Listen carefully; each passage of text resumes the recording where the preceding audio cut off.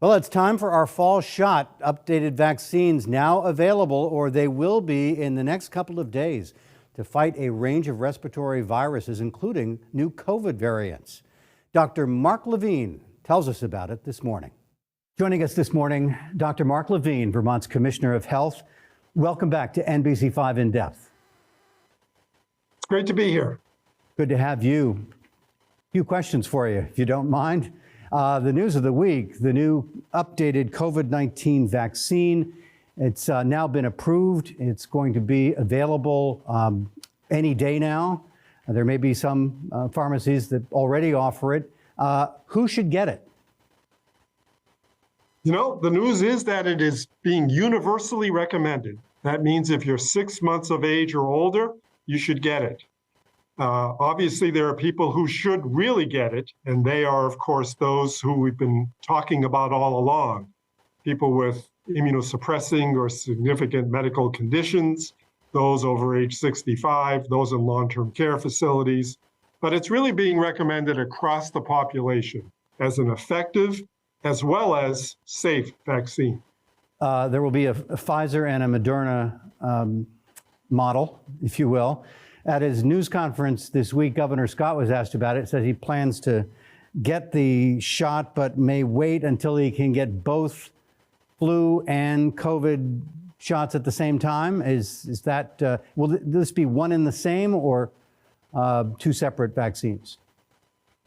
So the difference between the new COVID annual vaccine and the previous ones we've gotten is this is a one-shot enterprise. It's the two messenger RNA vaccines, Moderna and Pfizer, as you point out. The flu shot would be a separate shot. It wouldn't be in the same needle. But we are recommending for those who would like to get it at the same time, mainly because, number one, it's more efficient for them. They don't have to keep going back to the pharmacy or to their healthcare provider. And number two, because people sometimes get forgetful and they may get one and then just not get around to getting the other one again. So it takes care of them both. We know they're both very effective, whether you do it separately or whether you give them on the same day. So it really shouldn't matter. This is, COVID is a virus that we know changes over time. I'm going to ask you about the other news, now, I guess, a couple of new variants that might be able to evade the protection offered by previous versions of the vaccine. But we've also heard about government funding for COVID running out. So can you still get this COVID vaccine update for free, or will that depend? Yeah, so a couple of questions that you've asked. Number one, this current vaccine is different than all the other COVID ones. It's made against the XBB.1.5 variant, which was the one that was circulating in June. And it doesn't include any of the older COVID that we all have either seen by either getting infected or by getting vaccinated in the past. Because it has the one circulating in June, most of the ones that have come since then, because we know the virus keeps mutating, are all part of the XBB lineage. So they're all relatives, and they all look like they will all be managed equally well by the vaccine. The most recent one that's made the news a little bit is BA.2.86, which is a very different looking COVID virus, but it turns out, even though it has more mutations, all the preliminary data is that it is no more immune evasive than any other. So it should still be handled well by the vaccine as well. With regard to the cost of the vaccine, anyone with health insurance is able to get the vaccine, of course, for free, that their insurance will cover it.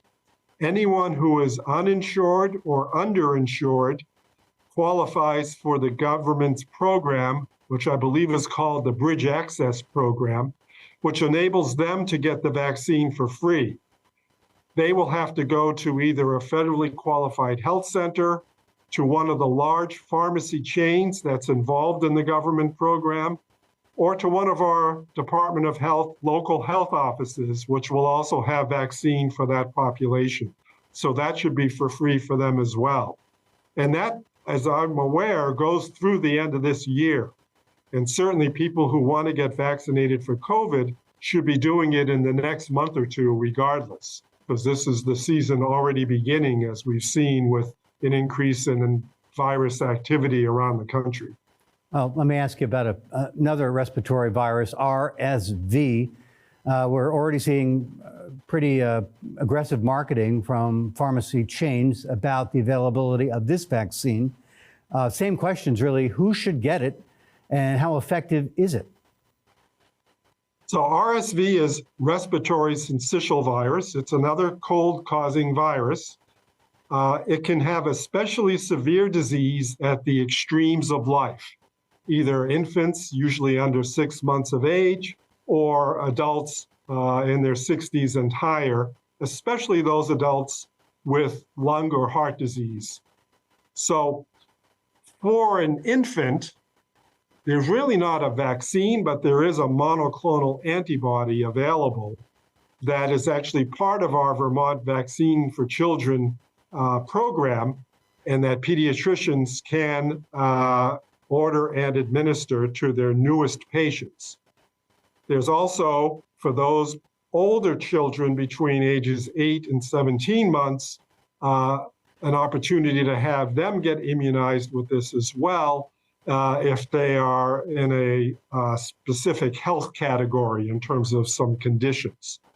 For the adults, there's a true vaccine, not an mRNA vaccine, but one of the more traditional vaccines that is available, and it's being recommended by age again and by heart and lung conditions that one get that.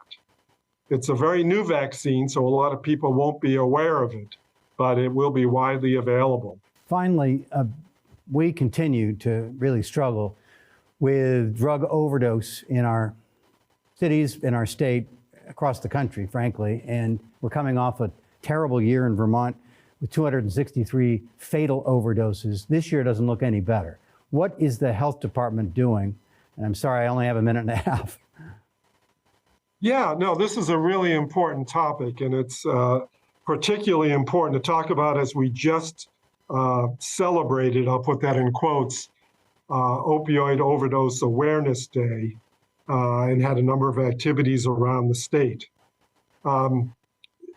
These overdoses are frankly devastating to everyone, specifically the families and those individuals involved, but certainly to every member of my department and myself as well, as we try to do so much in the harm reduction arena.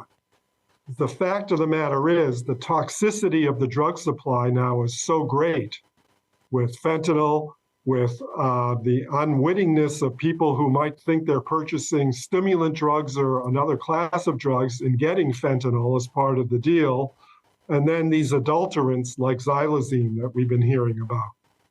Fortunately, we now have an influx of opioid settlement money coming into the state each year for the next 18 years. And in the first rendition of this, which we just got the monies approved several months ago, we had a number of harm reduction strategies, including Narcan distribution at levels we've never seen, not just through pharmacies and the healthcare system and our community partners and through the health department, but also through our first unveiled Narcan vending machine, which we highlighted in Johnson, Vermont last week, as well as a whole array of Narcan vending machines all around the state, which will really help for those people who might have some stigma and feel that they can't really just show up and ask for Narcan, or for family members who feel the same way.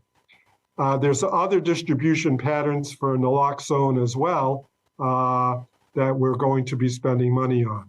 Then there's a whole bunch of funding going to test strips for Narcan, for fentanyl and for xylazine. There's also going to be drug testing sites where people without liability can get what they've purchased tested to see what's in it and inform them better so they can be more safe in their use. There are wound management telehealth clinics being set up because xylazine is causing such horrific wounds in people, and we want them to feel comfortable getting involved in healthcare and not risk losing a limb or something of that sort. There's a management available for stimulant use like cocaine or methamphetamine. It's called contingency management, which is an incentivization program, which we're going to be broadly using in Vermont. And then a couple of strategies to get people who might have been very reluctant to enter our treatment system in its current form, to get them involved and incentivized to come into the treatment system when they're ready. So making hubs more geographically accessible throughout the state, having outreach workers finding people, whether they're homeless, whether they're in shelters, whether they're in hotels, no matter where they are, meeting them where they are, and making a good connection and a trusting relationship so that when they're ready for treatment, they feel more comfortable entering into that enterprise. Grim way to end, but thanks for laying it out for us. Dr. Mark Levine, Vermont's Commissioner of Health.